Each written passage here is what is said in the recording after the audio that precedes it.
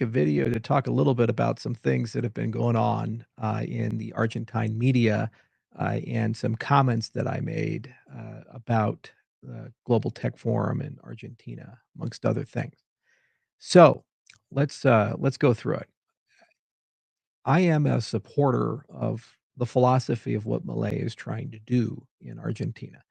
And it's pretty remarkable when you see the cuts have resulted in a massive reduction in inflation and a real measurement of poverty and the current state of affairs in Argentina as a whole. When he got elected as a proper libertarian, I was deeply excited about the prospect of us being able, as a society, to finally test a different way of governing and run it real time against other countries. And over an arc of time, 3 to 5 years, actually have a data point of whether these policies actually work or not.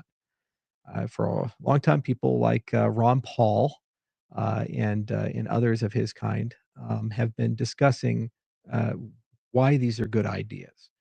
So I wanted to meet Malay, spend some time with him, and just basically pick his brain about where he wants to go, what he wants to do, and to understand whether blockchain technology could serve as an appropriate substitution for the governing services that the government of Argentina used to have.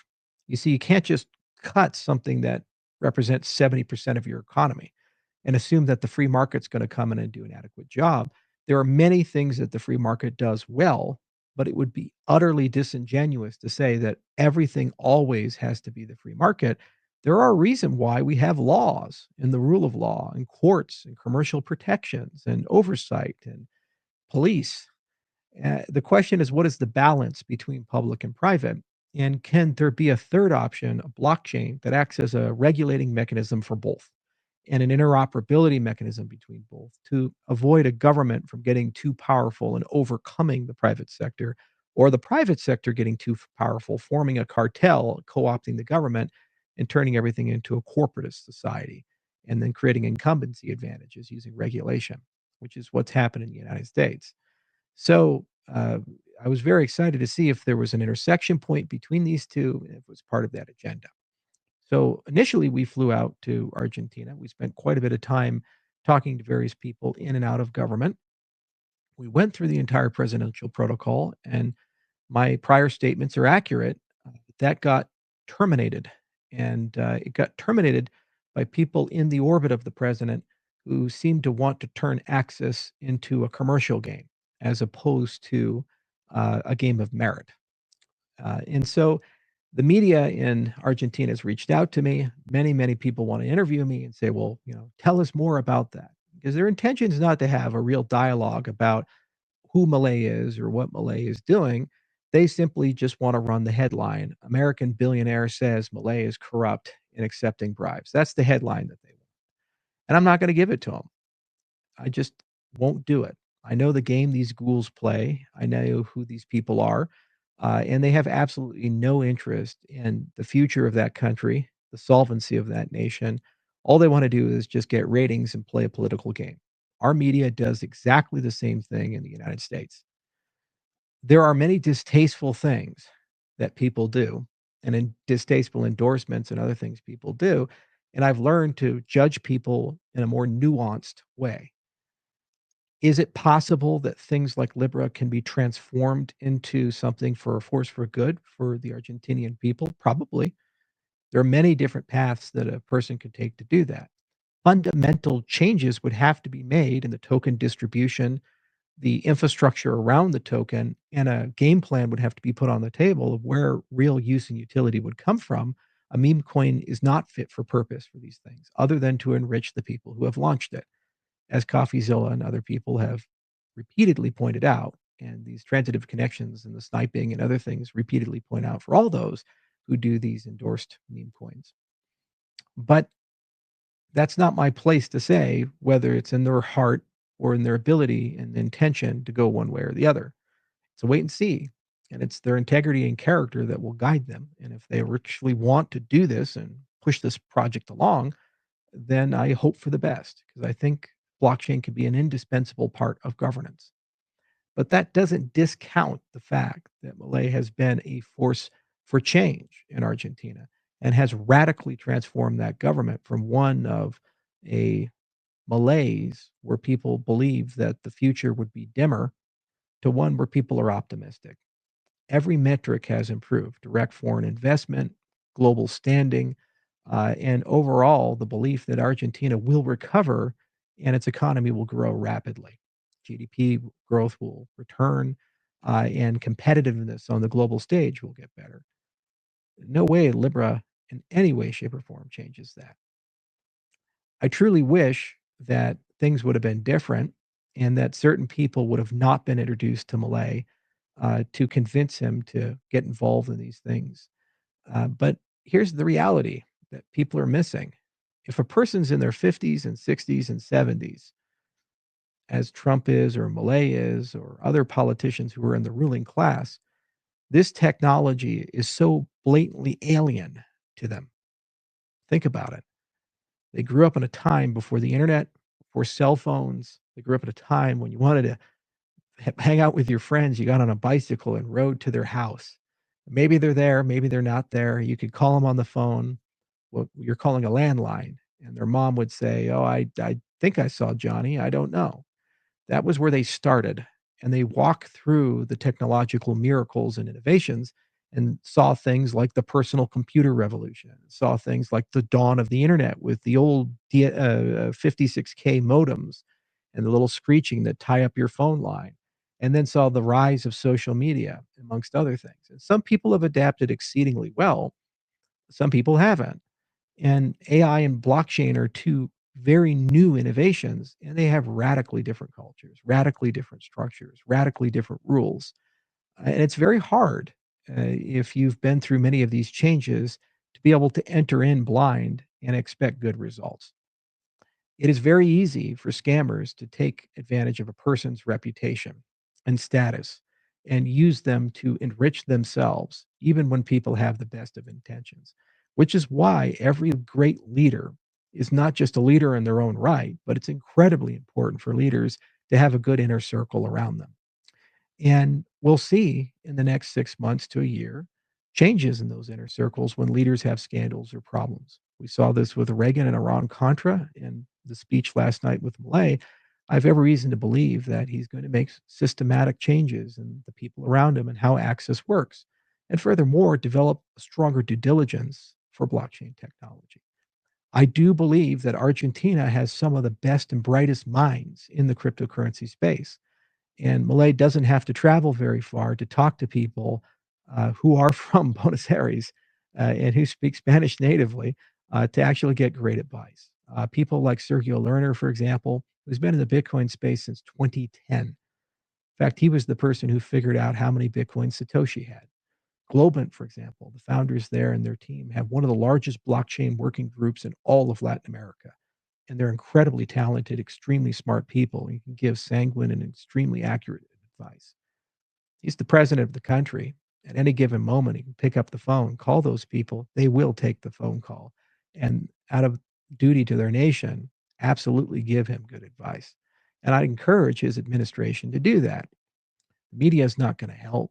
And in fact, they're going to do the opposite. They're going to try to paint everything with a brush of corruption, and they're going to try to bring down an administration that, frankly speaking, is a force for good, all things considered.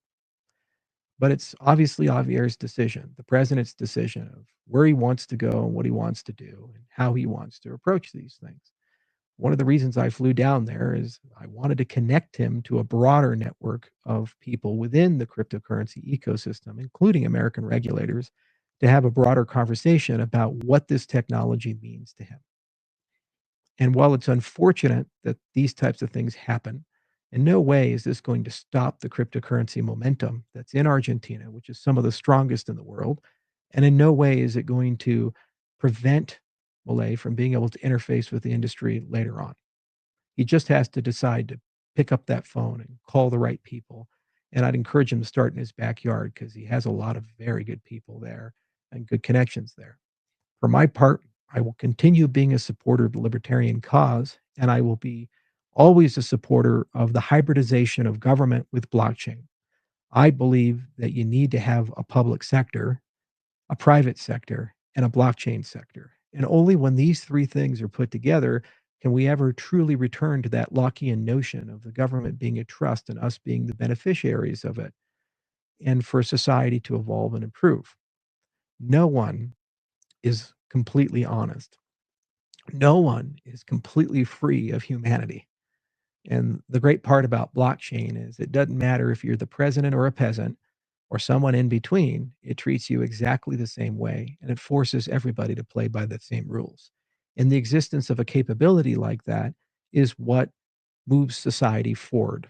The other thing is the interoperability between other nation states. You have this concept of the smart cow effect. Only one country has to figure out the ideal model. And because it's open source, every country gets it. All the cows get out if one smart cow can open the gate. And my hope was that Argentina could serve as that example, because in the absence of all these government services, some of which people will dearly miss, there is an opportunity to rebuild them using blockchain infrastructure and then use that to allow the private industry to come in and have that be appropriate oversight and prevent them from getting too powerful, forming an oligarchy and overtaking the government and turning it into a corporatist structure. Creates that balance between things and allows us to realize the dreams that the libertarians have always had, amongst other people of different political persuasions. At the end of the day, I have to believe that the majority of people who enter political science and governance, at least when they're young, want the world to be better and want humans to be better. It's absolutely true. The longer they stay in, the more cynicism they succumb to, and the longer that they stay in, the higher the probability is that they become corrupted. And that's why we have to have the disinfectant that is blockchain technology. So, as unfortunate as these events are, my hope is that we can all just move on. And my hope is that Malay's government gets some wisdom from it and utilizes the resources in his backyard. There's a lot of amazing people there, amazing institutions there, whether it be UTN or a lot of the Bitcoin companies and crypto companies that have a deep and intimate understanding, and perhaps a reset is in order for them to move forward. Libra can be transformed into anything. New distributions can be encumbered. It can be relaunched under different infrastructure. It can even be a layer one if they so choose to do that.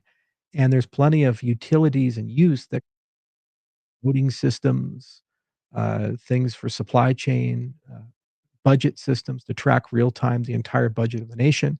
And there's a lot of people that would love an opportunity to come in and work on that as an open source project, starting with the Argentinian developers, of which there are tens of thousands that are native to the blockchain industry.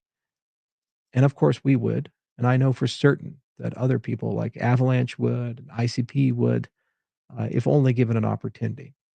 So it's their decision what to do with it and how to treat it and where to go from here. But to the media of Argentina, I'm not going to be your patsy, and I'm not going to be your water boy to go carry attacks on the president. You do a fine job of that, and you're well more than welcome to continue your crusade anywhere you want to take it. But honestly speaking, look at yourselves in the mirror and ask yourself, is that really going to improve the country? Do you want to go back to where you started? Or do you want to take a chance to make things better? Yes, it's important to call truth to power and sometimes remind leaders that when they become the president of a country, the people that they were friends with before they become the president have to sometimes, for the good of the nation, take a back seat, a reduced role until you get out of office, and then you can go back to that social network.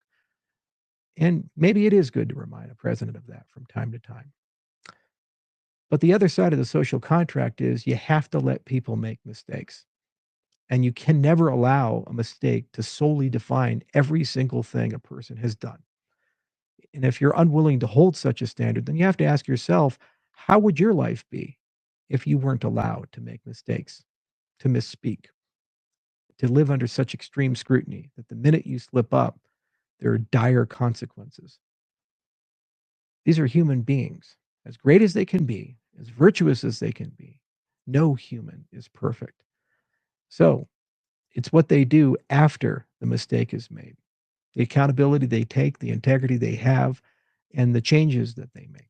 The question shouldn't be whether you impeach the man. The question should be what reforms are necessary so such oversights and mistakes aren't made again?